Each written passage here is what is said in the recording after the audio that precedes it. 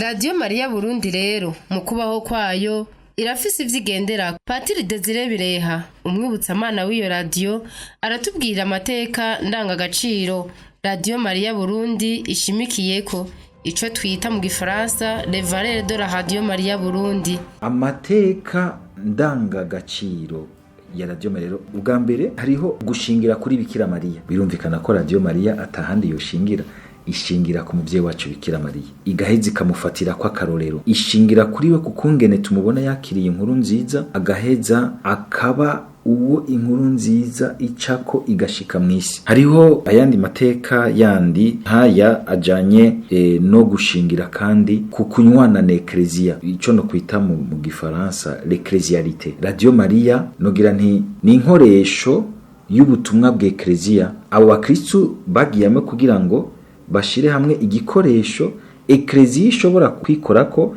kugira ngo ishikane kure inkuru nziza, kora ubutumwa inonokewe. Urumva rero Radio Maria ikora ubutumwa iri kumwe na eklezia kandi inywanye vy'ukuri mwisangira mutima na eklezia.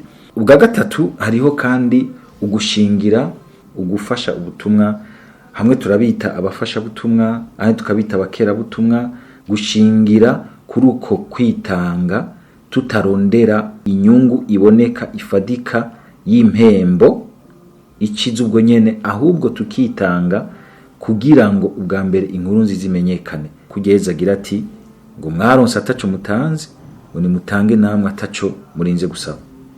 Kuvyiza Imana iba yaraduhaye ku buzima bwacu, natwe tukitanga kugira ngo abandi bashobore kuronka ubukiriro, bashobore kuronka inkuru nziza.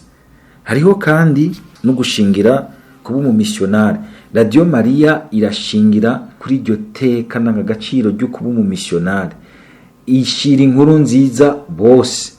Radio Maria bikavuga yuko ntigarukira kuri diocese, cyo gituma atari radio y'idiocese, ari radio ya eklezia yose, mbere ikarengagira no ma diocese y'igihugu kinaka, igashobora no gusamirana no mu bindi bihugu iciye muri ubuhinga bwa none. Hanyuma kandi hariho no gushingira kuco bita mu gifaransa la providence, kwizigira indavyi itumenya muri vyose na hose. Bivuga yuko Radio Maria ni ikumva ko itasohokeye ubwa mbere kubi radio ica amafaranga, irunda amafaranga, ahubwo ubwa mbere ihagarikiwe n'inema y'Imana